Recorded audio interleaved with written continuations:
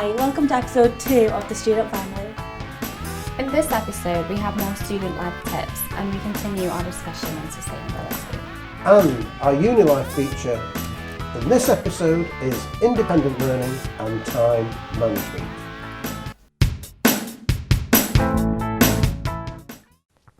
If you're a first year and you've just started at university, you'll find that it's a massive shock moving from school and college to university. Also, if you're a second or third year, you'll probably think to yourself, gosh, this is not like it was when I was at school or like it was when I was at college. And that's because at university, we very much focus on independent learning. That is you thinking for yourself. And it's very important that you learn this very quickly. So what we are guiding you through your studies. As lecturers, we guide you and help you to perform as students, but you must be prepared to work on your own and work independently. One of the things that you may well have heard in the past, that they used to talk about reading for a degree, and perhaps your department may well talk about reading for a degree. And it's very important that you get this idea that what you do in class is just the very basics. You must go away and read around the topic. Otherwise you will find that you get way behind, and some of your friends on your peers, they will be racing ahead of you because they've grasped the idea of independent learning. Now, one of the things that you will need to do is, if you're learning independently, you'll need to engage in time management. And my suggestion is that you produce your own timetable. Now, you might think to yourself, well, I've got a timetable from the university, and you're going around looking at your phone, oh, what's next on the timetable? I've seen students do that. Yes, that's all I need to think about. But you really need your own timetable and give yourself time to do the study. If you look at your unit handbook, you'll find that the amount of independent learning is about 4 or 5 times as much as the classroom learning, whether it's either lectures or seminars. I know that if you're doing physical sciences, you tend to do a little bit more, and you do labs, which do take up time. But principally, at university, at a British university, it is about independent learning, doing things for yourself. So, as I say, time management is very, very important.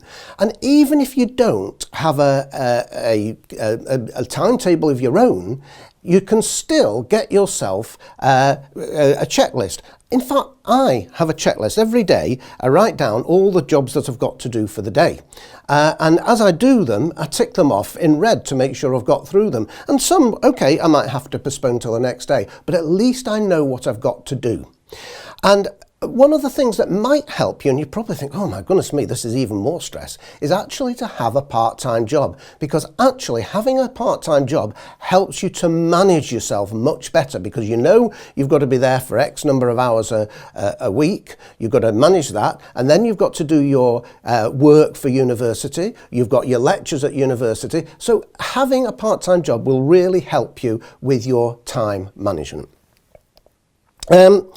Having said that, one of the things that I always find is that you might make your list out, but I would say to you, rather than think about what you've got to do too much, just do it. Lots and lots of students think about it and get worried and stressed. Oh, I've got to do this, I've got to do that. And not just students. Look at your parents. They're probably stressed as like mad because they've got lots of things to do. But if you don't stress yourself, if you don't sort of think too much and just get on with it and do it, that's why that checklist helps you, then I'm sure you'll get through your university day. So, my final piece of advice for you is, do not be obsessed with getting a first-class degree. Many students I meet from first year onwards get really stressed and say, I want to get a first class degree. And what that tends to make them do, if they've got that in their head, they tend to over literalize everything. So they don't show thinking for themselves. They just take what's there and almost repeat what they've been told in class. That is not what you have to do at university. So, key thing, think for yourself, different from college and school, and manage your time well, and perhaps a checklist to do will help you. Okay then, well, can I ask you, Raheela, what did independent learning mean to you when you arrived at uni? So I think for our course specifically, it was like a little bit different because it was what we needed to know was what we were taught basically, rather than doing a lot of wider reading. Like obviously, like doing some extra reading around the topic would be useful and sort of like setting that knowledge in, but a lot of the time it wasn't really needed because they'd tell us what we needed to know. But what we did need to do is sort of just make sure that we understood the points. And one thing that we had a lot of on our course was coursework. So there's not much time to do that much else. But with the coursework, I found that even though it was like mandatory almost coursework, in my head that was kind of like independent learning because that did reinforce the knowledge. And one of the things that we did was that like we all spoke about it together, and just sort of speaking to each other and doing that Helps you understand it. Yeah, Yeah, exactly, that's true. So you even though it was individual coursework, you did discuss what you were going to cover and put in the material that you were handing in. Yeah, a lot of it was like a question, like it wasn't this question, like say one I'd one, we'd discuss it. A lot of it was like the answer is the answer, but just sort of discussing like the reasoning of things. So even though there was no, like in the social sciences, there's a lot of wider reading. So in management, fashion, psychology, sociology, there's lots of wider reading in order to get to grips with the topic. You considered your independent learning more you were talking about it rather than going and reading on your own. Yeah. And that helped you to reinforce what you'd been taught in class. Yeah, I think a lot of what we did as well was like practice, so practice questions, because we had like a bit of a mathsy degree at times. Yeah. So I think just like tutorial sheets and stuff, that was kind of our independent learning, because like it's time out of the lecture that we're taking to focus and figure out what we're trying to do. So I do think that's where a lot of our understanding happens outside the lecture. Yeah. So I think that was independent learning. I do know, actually, that students quite struggle with this concept of independent learning because you go from college or school where everything is set on a plate for you, and then you come to university and you have to do a lot for yourself. And not only are you studying on your own, and I thought that was a good idea, studying together, but you're also, many are living on their own or just moved into accommodation on their own. I know some people who stay with their family, but a lot of students, it's a completely new way of life. So it's quite important that you get the hang of independent learning and doing things for yourself, which leads to the next topic, which is time management. How did you manage your time? Well, in maybe like first and half a second year, I didn't really manage it very well. I was going to say that. But I think there comes a point where you've just got to sort of be like, I need to figure out some sort of system that works for me to sort of manage my time effectively and efficiently. I think one thing that I personally really liked was to-do lists, and it's quite a simple thing. Like, it's not very difficult to implement, but it's very effective in that just having like a list of everything that you need to do In a day, yeah, it's just sort of, you can sort of work your way through it. And I also think that it's quite nice just being able to tick something off. Like, I'd put the tiniest thing on there just so I'd have something Get it else off. to tick off. Yeah, it's quite... I agree with that. Yeah, I think time management, like, it's definitely something you need to work on. I feel like when you're used to having a really structured day from maybe high school to then going to a more like a less fixed routine, it just takes some time to get into that routine and habit of like properly placing enough time on everything that you need. So I do think like sitting down and figuring out your priorities and where you have to prioritize is also good. Yeah. Okay, on that point, having something list, perhaps you've got a checklist for our viewers on both independent learning and time management. Who's going to go for which? We could do a little bit of a mixture. So I think for independent learning, the key thing would be to sort of understand how you learn yourself, because different people, they work in different ways. So just having that understanding beforehand is quite important. And for time management, I just think to-do lists are very effective. And I saw this thing online the other week where someone was talking about the 8-8-8 method. So they were basically saying that they do 8 hours of work, 8 hours of other stuff, and 8 hours of sleep. I've not tried it myself, but take your fancy, feel free to give it a go.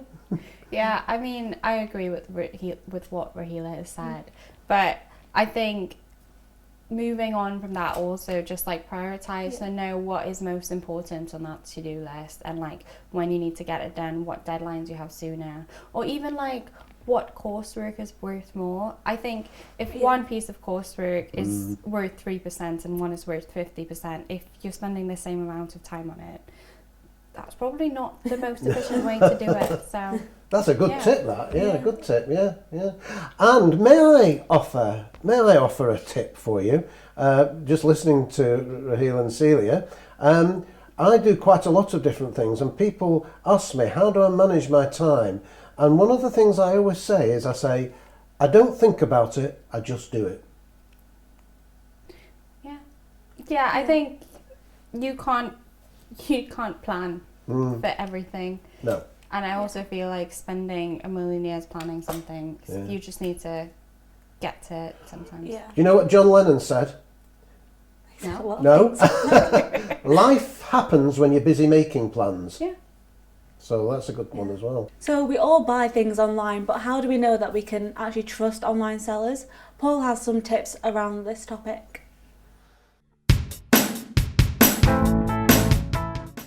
I've been caught out many times, and I'm sure many of you have been caught out many times buying online, where the company looks to be okay and looks to be fine, and then there are things that go wrong. Now, I'm not saying that they're necessarily things that will go wrong, that they're cheating on you. But certainly things can go wrong where when you take it back or you can't take it back, and all sorts of problems, getting your money back, all these things can go wrong. So now, when I actually see anything that I want to buy online, well, firstly, I nearly always try to find somewhere where I can click and collect. But if that's not possible, and that's not always possible, I like to check out the companies to make sure I know who I'm buying from, and they actually do exist, because there are some dodgy companies out there. So my first rule is accept nothing, believe no one, check everything. So recently, I decided I wanted to buy a new pair of Timberlands. So I go online, and I do not like paying the full price because they are ridiculously priced. But they are actually lovely boots, and I love wearing them. They're very comfortable. In fact, you can't see them, but I've got a pair on now. So what do I do? What did I do? I searched, and for Timberland themselves, they had an outlet store.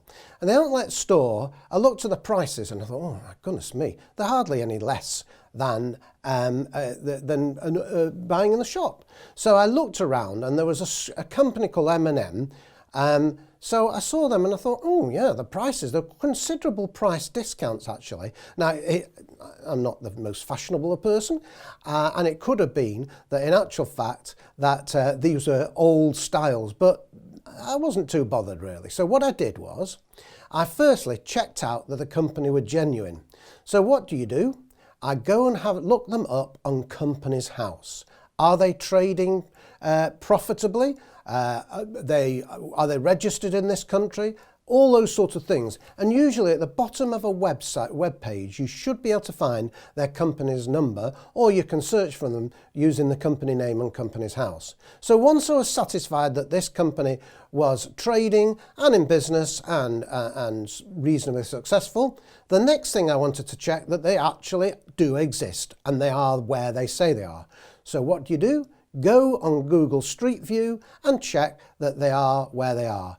So you can't really do much more than that. And in fact, I found the company sometimes it's a bit difficult, especially if they're up a little alley and Street View camera hasn't gone down there. But at least have a go at doing that. And then you can satisfy yourself, because the reason I buy click and collect, if there's a problem with the product, I can go and face up to the people who have sold it to me. I don't like the fact that, if you say, oh, send us an email, and who's reading it, you don't know, because people don't take responsibility. Or chat to us online, which is a chat bot, and if you ask them a difficult question, they say they don't understand English. So I'll really like to know who I'm buying from. And at least, although the company that I bought the Timberland from were way down south, at least if I had a problem, I could go and face them up. In fact, I can tell you a story about facing somebody up, buying online. I bought from a company that I don't think exists now, called dabs.com, a TFT screen some years ago, previously having bought an external hard drive, which was fine. TFT screen didn't work. Well, technology, sometimes it doesn't work, and you understand that.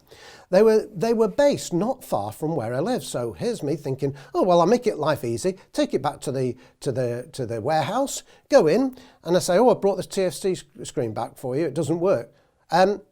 Which courier are you with? So I said, I'm not, I'm the customer. I just brought it back as your customer. Oh, I can't take it from a customer.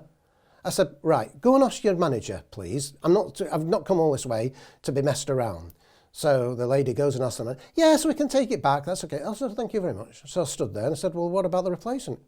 Oh, you have to go online, you have to cancel it, you have to claim for your money back, and then order again. So I thought, oh, blimey neck, no. So I do this. Now, I bought it in the August, and this was now September. And in fact, my card details had changed. They'd updated, your card runs out a certain period of time. Guess what? They cannot refund to my new card. They can only refund to the original card. Well, there was a series of emails going back and forth between me and the company. And in the end, I thought, right, that's it. So I drove up to the company, stood in the office, and I said, I am not moving until I either get my money back or I see that you're taking the steps to get it back. And it worked. They invited me up to the office, had a cup of tea. The two gents were really chatty. They apologised. They said that our systems don't take account of this sort of thing, and I got my money back. So that's why I want to know who I'm buying from, just in case I have a problem and I can go and face them up and get my money back or get customer satisfaction.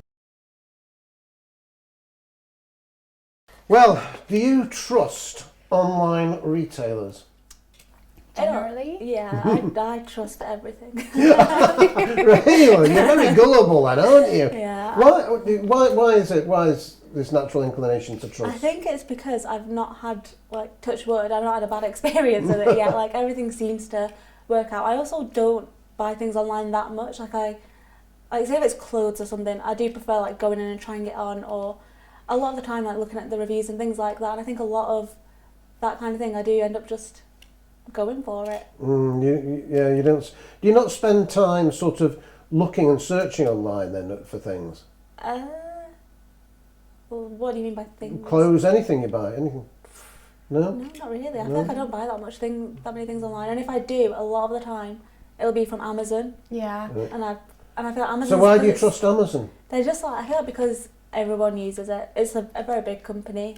It's also really easy to return things on Yeah. Amazon. They're quite good. If you don't like something, you just get a refund instantly. Yeah. So I think that they're quite dependable, even though I know they're maybe not the best. No. I mean, don't you think there's a sort of over-reliance on Amazon in many ways? Yeah, and that's probably why they end up being such a big company. They're very convenient. They're convenient. Well, as you saw in the video, I bought some Timberlands, which I'm actually wearing now. Would you like to put the camera on that? Yeah, there you go.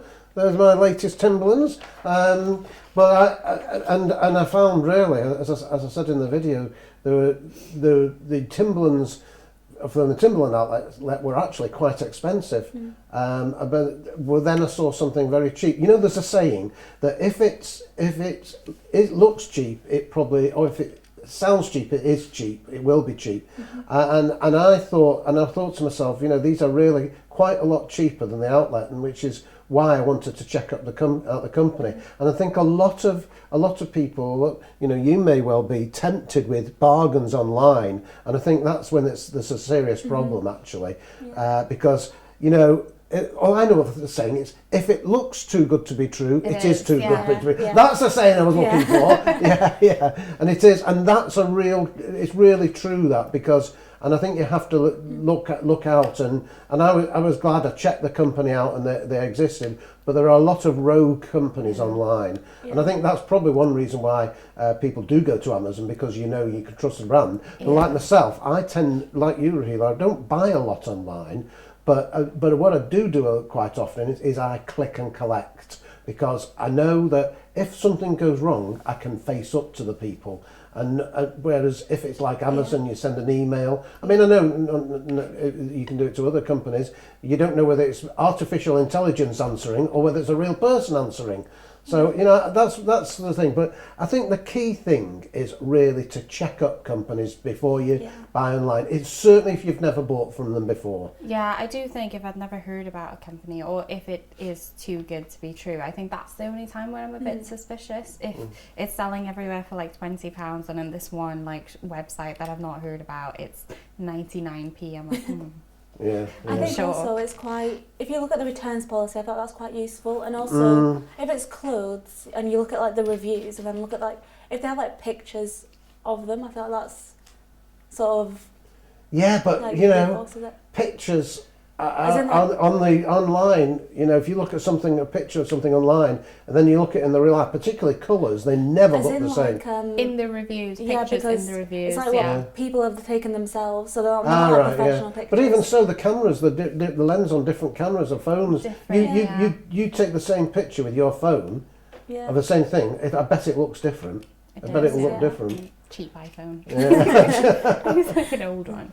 Yeah, so it is difficult, but I think the key thing is to just check out everything. Yeah, just do your due diligence. Due diligence, I like that one. It sounds very legal there. Yeah, I think it also depends on like what it is. Like if you're buying something like, I don't know, really cheap, gloves, maybe like I wouldn't check the reviews out. But if it's a TV, you do more research into it. So I do think it also depends on what it is. The amount of time you put into it will sort of match the like worth of what you're planning to buy. How much are you willing to lose? Can I afford to lose the money I'm spending on this? Yeah. Like if it's £1, I'm happy to not put any time into that. And remember, keep the ABC method in mind. Accept nothing, believe no one, and check everything. In episode 1, we discussed the concept of modern slavery and sustainability. Amy is going to discuss what happens if we do nothing.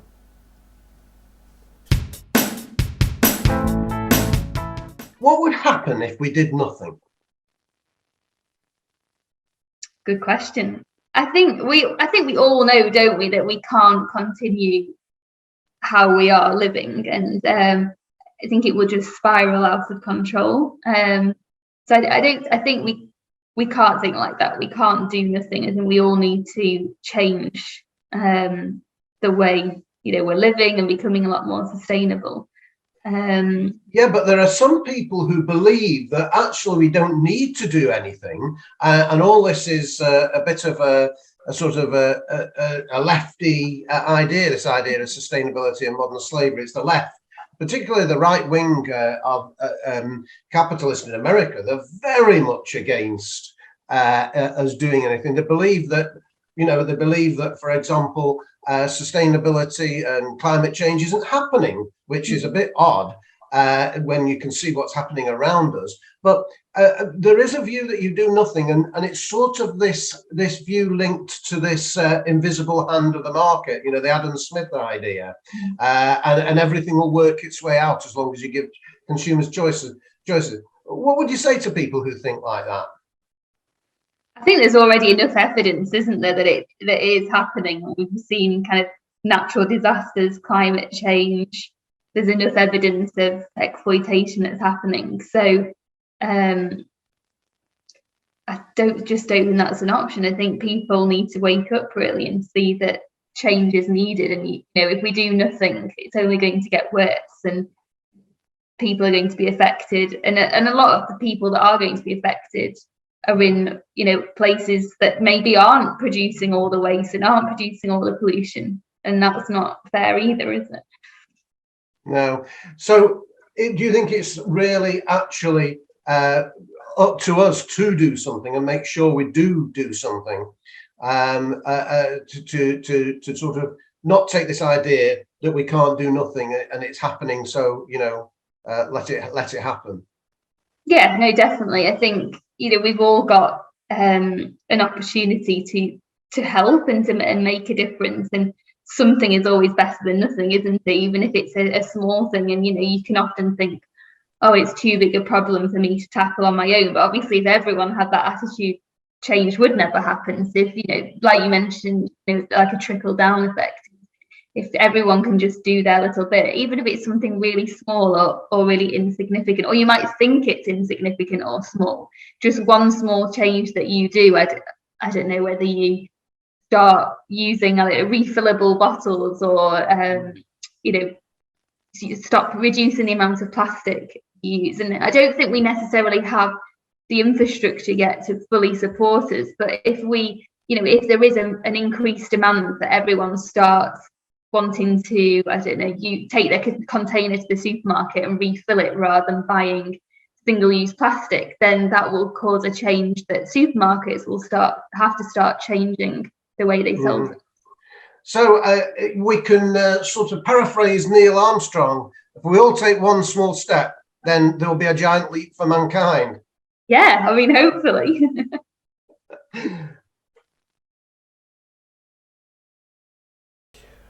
Right, well, do you think young people have the attitude of let's do nothing?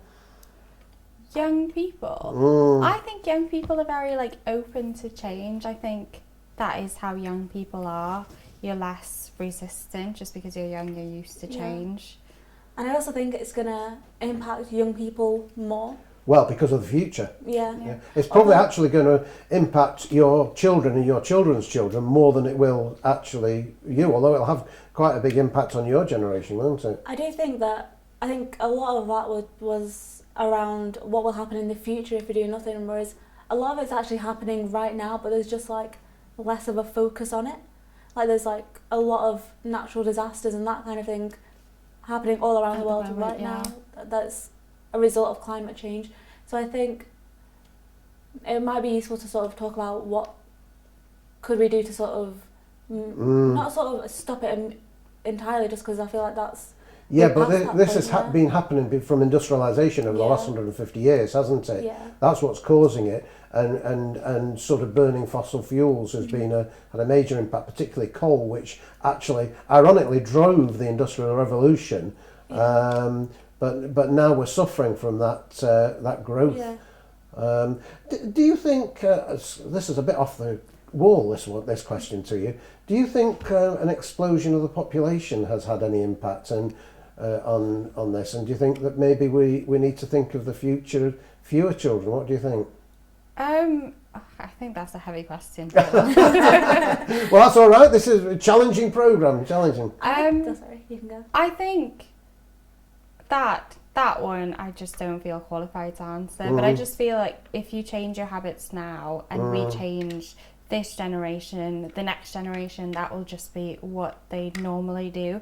And like Amy said, she said there's not infrastructure for a lot of it. So I thought that was a good point. If you're returning plastic to the supermarket, there's no way you can do that at the moment. There are little small shops that you could refill your shampoo bottles or whatever, but it's not accessible for most people. So I do think it is something that needs more investment into, maybe from.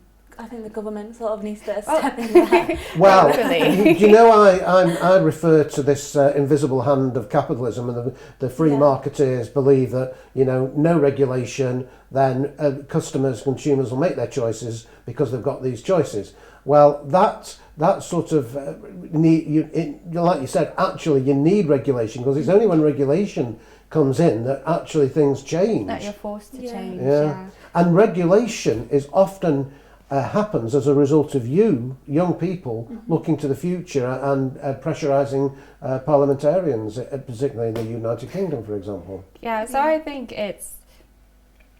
changing habits is really important, and once we kind of push for things, younger generations, that will be their norm, and it'll be accessible, and I think that's what probably would be a good goal to reach for. Yeah, for it to not be considered sort of a change, just normal life is sort of acting more sustainable. That's just what it is. Do you think then perhaps that you, as a young generation, are much more tuned into this than an older generation? I would say just the sort of, like the facts are just more accessible to us, just like the internet, social media, like a lot of it is there. Like a lot of it's also not reported, but the stuff that is, like there's a lot more sort of resources on that side of things. That makes sense, like news and things. Yeah. So you couldn't see your generation actually not wanting to make a change? Well, I think everyone, like you can't speak for everyone, but I think generally, I think young people are very much for this. I think it's pushed like a lot of people to almost greenwash things, like so people advertise sustainability to make people want to buy it. And it's not really. Well, another conversation. Well, we could talk about this because it is quite an extensive conversation to be had about it. Yeah, that's interesting. Well, I mean, I think that personally, I think older people, my generation, are probably less adaptable and don't want to change as much as your generation do, which I think is really good because it's your future and it's beholden. We should change. We should change. I mean, I try to be sustainable as much as I can. I don't drive as much as I used to. I use public transport as much as I can. I mean, it's not always possible to use public transport for everybody, but there's little things that we can do. We can all make little adjustments to our life, can't we? Yeah. So I think there's like a lot of like media that sort of gives people like hints and tips and things about what the little things are that they can do, like cycling to work instead of driving and that kind of thing. There has been a movement to that though, hasn't there, to be fair? And I guess it's good for fitness as well. But yeah, I do think like asking people to change their whole lifestyles immediately is unrealistic. But if you do like one small change and you get into a habit of constantly changing, you find that over time you've done all these things that are now a habit that are more sustainable, which I think is kind of nice to feel like you're making a difference. Well, do you know something? It's funny. I think we are making changes because yesterday I was out driving and I noticed the number of electric cars on the road. They have increased dramatically. Now they're quite expensive as it is now, and this debate is out as to whether they actually are sustainable. But at least people are thinking about it and buying electric cars. I noticed an awful lot yesterday when I was driving. So yeah, that's a change that's happened. Yeah. So in regards to our discussion, we're really interested to see what you guys think. So we've set up an Instagram poll, so head on over there and let us know what you think. Thanks for watching episode 2 of The Student Family. Don't forget to keep in touch with us via our socials and like and subscribe. And we will see you next time. Bye.